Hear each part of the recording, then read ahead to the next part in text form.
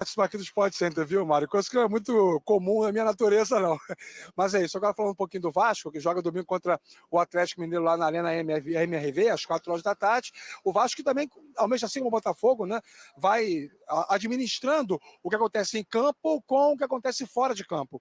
Essa fase é ótima, com 4 vitórias consecutivas. E daqui a pouco, em São Januário, aqui perto do Maracanã, não é tão longe assim, teremos a apresentação oficial ou a reapresentação de 2 jogadores formados na base do Vasco, que voltam agora para encorpar ainda mais esse elenco para a sequência da temporada. Falo, evidentemente, do Souza e do Alex Teixeira, 2 pedidos do Felipe Coutinho, enquanto negociava com o presidente Pedrinho a sua volta ao Vasco, já que são amigos de longa data e ambos serão apresentados daqui a pouco em São Januário.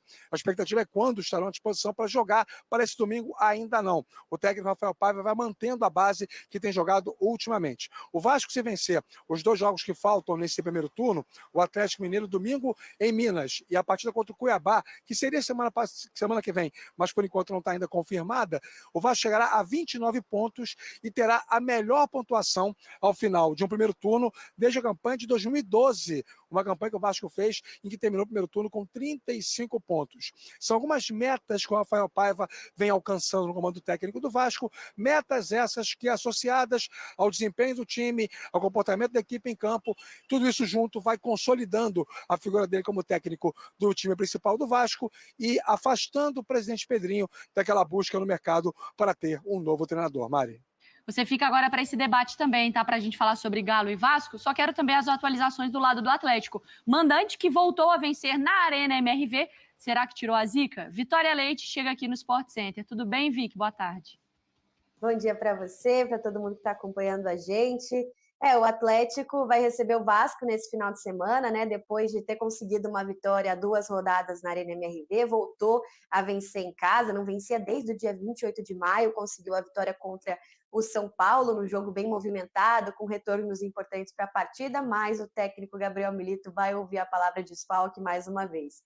Contra o Vasco, o time tem o retorno do Batalha, que estava suspenso contra o Juventude, né? O Atlético vem de um empate contra o Juventude, mas contra o Vasco o time não tem o Arana, simplesmente Guilherme Arana, que foi a grande falta do time durante essa Copa América. Guilherme Arana está suspenso com o 3º cartão amarelo. Então, o técnico Gabriel Milito vai ter que pensar ali numa uma alternativa, né, para o lugar dele. Lembrando que o Rubens também está no departamento médico, mas o time ganhou aí reforços importantes nessa janela de transferências. Tem Júnior Alonso, tem Lianco, tem Bernard e tem Fausto Vera, que foi regularizado e pode aparecer na lista de relacionados também. O jogo é às 4 da tarde, na Arena MRV. O Galo sabe da importância, né, de vencer em casa no Campeonato Brasileiro, principalmente vindo de um resultado que, apesar de ter sido um empate em que o Milito destacou questões positivas do time, né, que o time reagiu bem na partida, ele sabe que o time está muito abaixo do que era esperado nesse Campeonato Brasileiro. Então, é uma coisa que ele até falou que ele vai ter o bendito desafio de como montar essa equipe, porque agora ele tem peças para isso, mas continua com gente importante no departamento médico, e para essa partida vai ter o desfalque do Guilherme Arana, que a gente já percebeu bem que é uma peça muito diferencial nesse motorzinho aí do Gabriel Milito durante as competições, Mari. O Guilherme Arana é peça fundamental para esse elenco. Últimos 7 jogos do Galo e do Vasco no Brasileirão, o Vasco com retrospecto maravilhoso, né? Retrospecto de 76% de aproveitamento, um empate e uma derrota. Já o Atlético tem mais tropeços, né? 2 vitórias apenas, aí com 3 empates e 2 derrotas, o aproveitamento ali na casa dos 43%. Vamos começar com o mandante. Vamos. Porque, assim, pela primeira vez nesse trabalho do Milito, não ter o Arana é horrível.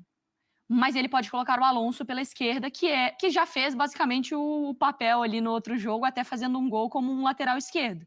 Assim, agora ele talvez consiga até mudar esquemas para organizar os jogadores, Marra. Se você olhar até a principal característica do Júnior Alonso, não é de ser um excepcional zagueiro, zagueirando, na disputa, no choque, ele é um excepcional saidor de bola, é um passador para iniciar jogadas. Começador. Obrigado. Essa não é uma característica normal de um zagueiro, né? Se ele for jogar pela lateral, eu acho que o Atlético não vai ter tanta dificuldade, porque ele já sobe normalmente. Mas é diferente do Arana. É diferente. Crescer. O Rubens, nesse processo, com uma vitória trouxe, não deve ir para o jogo ainda, mas que está numa fase já final também de preparação. O Lianco, o Zarate, o Fausto Vera, o próprio Everson também lesionado. O Matheus Mendes está segurando a bronca, mas o Everson ainda goleiro que inicia melhor Atlético. as jogadas também. O Mariano ainda como um reserva nesse... Do Saravia. É muita qualidade para encorpar o elenco, né? O Mariano, eu acho que ele tem um gap ainda, mas pensando em meio e defesa, o Atlético ganha uma proteção muito grande. Com um zagueiro pela direita. Fechando uma linha de 3 ali. Você não pode matar o Mariano. Sobe, vai, volta. Aí não dá. Aí Lianco, por exemplo, é um cara para potencial de titularidade, né? Sim. Agora, sim, o Atlético ele faz um jogo, ele ganha do São Paulo num jogo muito difícil. Ele empata com o Juventude num jogo que deu a sensação de que o Atlético poderia ter vencido com tranquilidade. Jogar na esquerda também não. Será? Voltar com ele para a esquerda? Porque tem o Bernard. Pode ser? Outra vez? Será, Rafa, que volta com ele para a esquerda? Eu não sei. Eu acho que a memória procedimental do Scarpa pelo lado do campo não foi boa nos jogos, principalmente contra o Botafogo, contra o Flamengo, embora outros aspectos tenham também prejudicado o Atlético nas 2 partidas. Mas, assim, quando vocês falaram sobre ser um Atlético melhor, mais encorpado, os nomes por si só já mostram isso. A quantidade de opções é um elemento importantíssimo. Causa um pouco de espécie a gente vê um time, um elenco como o elenco do Atlético Mineiro, um clube que briga sempre no topo da tabela das principais competições nacionais e internacionais, com 7, 8 jogadores no banco de reservas, né? Esse período de Copa América, associado a outras questões, ele limitou demais o trabalho do Milito. E que bom que o Atlético teve um entendimento de achar que não era caso para nada muito drástico, muito disruptivo, de mandar o técnico embora, ou coisa parecida, como chegou a ser ventilado, porque a cultura do futebol brasileiro contempla esse tipo de situação. Eu acho que a tendência é, sim, um comportamento muito melhor nesse jogo contra o Vasco, e outra vez o Vasco vai ser testado contra um time que tem mais recursos individuais do que ele, né? Acho que a tendência é o Atlético tentar o protagonismo do jogo. Qualquer coisa diferente disso, vai ficar um pouco surpreso. Mas, só assim, claro. umas coisas. Em relação ao Scarpa, sim, ele erra no primeiro gol do Flamengo, né? Ele oferece o meio e fecha o lado. E aí sai o primeiro gol. Wesley, né, que rouba essa bola. Sim. Ele dá assistência pela esquerda no último gol do Hulk também. Sim. Assim, Vasco também já é um Vasco que a gente confia? É um Vasco que já dá essa resposta que pode sair com os 3 pontos lá da Arena? Acho que sim, porque a gente tem que ter como base o fator prático, né? O que o jogo mostra pra gente. O Vasco fez 2 jogos em que venceu recentemente como visitante, diferentes.